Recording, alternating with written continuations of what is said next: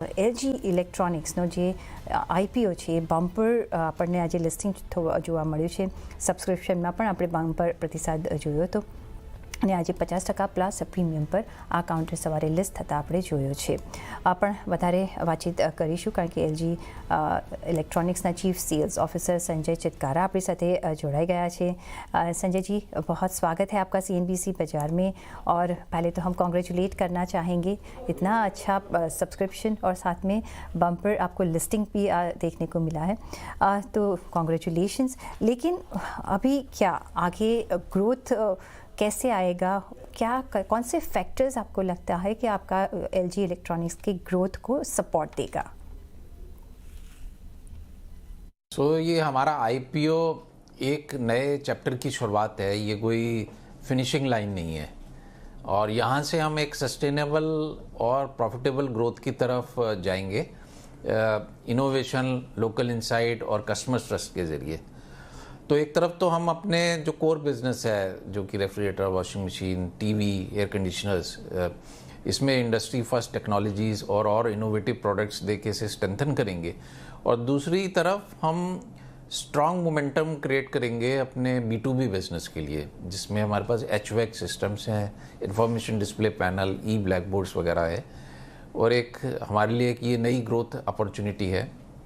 Service की भी एक हम नई रेवेन्यू स्ट्रीम क्रिएट कर रहे हैं. रेकरिंग एनुअल मेंटेनेंस कॉन्ट्रैक्ट को हम बड़ा स्ट्रांगली ड्राइव कर रहे हैं मार्केट में.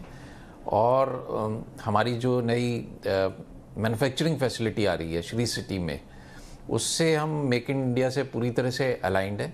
हमारा थर्ड प्लांट हमारी मैन्युफैक्चरिंग कैपेबिलिटी को और स्ट्रेंथन करेगा.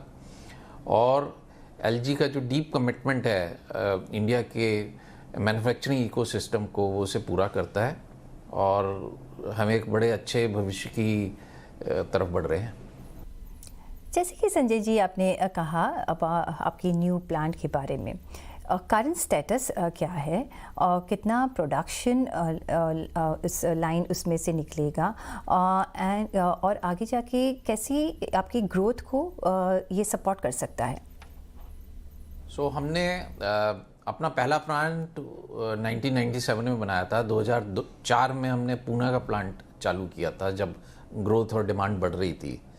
अब जिस तरह से इंडिया की मार्केट का पेनिट्रेशन बहुत कम है और हमारे प्रोडक्ट्स की कंजम्पशन बढ़ती जा रही है, हमें एक तीसरे प्लांट की ज़रूरत है.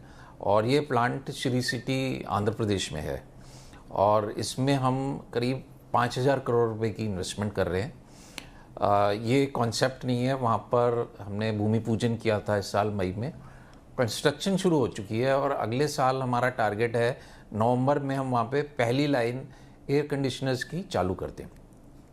2029 तक हम इसको पूरा कर देंगे. अगर मैं साइज़ की बात करूं तो साइज़ में जो हमारा एग्जिस्टिंग नोएडा और पुणे के प्लांट हैं, उससे 3 गुना प्लॉट साइज़ है.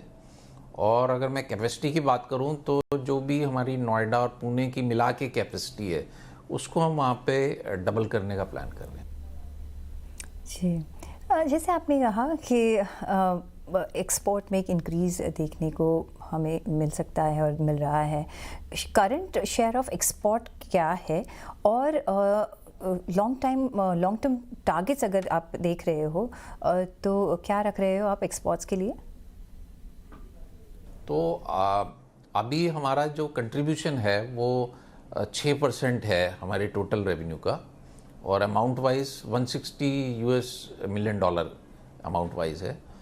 और हमने इसके ऊपर लास्ट ईयर के मुकाबले में 45% की ग्रोथ करी है. अभी हम करीब 46 कंट्रीज़ को एक्सपोर्ट कर रहे हैं. मेनली ये south east Asia, middle east और अफ्रीकन कंट्रीज़ हैं. और ये एक्सपोर्ट हम कंप्रेशर्स, रेफ्रिजरेटर और वॉशिंग मशीन के जो एक मिड रेंज के प्रोडक्ट हैं, इनका एक्सपोर्ट कर रहे हैं.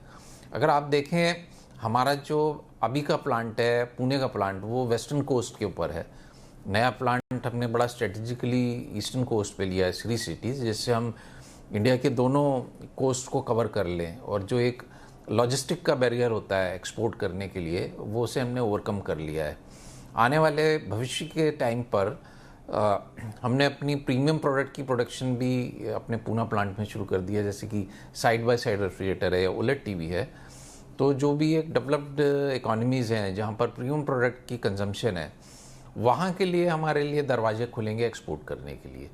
तो हमारा आइडिया है कि हम इसको इसी ग्रोथ मोमेंटम को आगे कंटिन्यू रखें और डबल डिजिट में ले जाएं इसको 2000 फाइनेंशियल ईयर 2029 तक। जैसे कि अभी हम संजय जी दिवाली के वीक में एंटर कर चुके हैं और ये फेस्टिव सीज़न को जो बूस्ट देगा वो है अपना GST 2.0 और वो हम बिट्स एंड पीसेस में देख रहे हैं और फेस्टिविटीज़ जैसे आगे बढ़ती जाएगी हमको नंबर्स में कन्वर्ट होते भी देखने को मिलेगी। लेकिन अभी तक आप कैसे ट्रेंड देख रहे हैं ये फेस्टिव सीज़न प्लस GST 2.0 का असर? इस दफ़ा त्योहारों की जो सेल होती है उसकी शुरुआत 22 तारीख से हुई जब पहला नवरात्रा था और उसी दिन GST कट भी अनाउंस किया गया था। और ये एक डायरेक्ट इनेबलर है हमारे बिज़नेस के लिए जिससे प्रोडक्ट्स की अफोर्डेबिलिटी और इम्प्रूव हो गई और उसके साथ क्रॉस सेल भी हो रही है और लोग प्रीमियम प्रोडक्ट्स के ऊपर अपग्रेड कर रहे हैं। और इस दफ़ा जो धनतेरस का दिन है जो कि बड़ा सिग्निफिकेंट माना जाता है हमारे बिज़नेस में, वो वीकेंड पे आ रहा है सैटरडे को और मंडे को दिवाली है। तो एक बड़ा ही बम्पर वीकेंड आने वाला है और मुझे ऐसा लगता है कि इस बार की जो ये सेल है ये त्योहारों तक सीमित नहीं है, इसके बाद भी चलती रहेगी क्योंकि उसके बाद एक स्ट्रॉन्ग वेडिंग सीज़न भी है और अगले साल नई स्टार रेटिंग के एसीज़ आ रहे हैं और नई बी की गाइडलाइन आ जाएगी।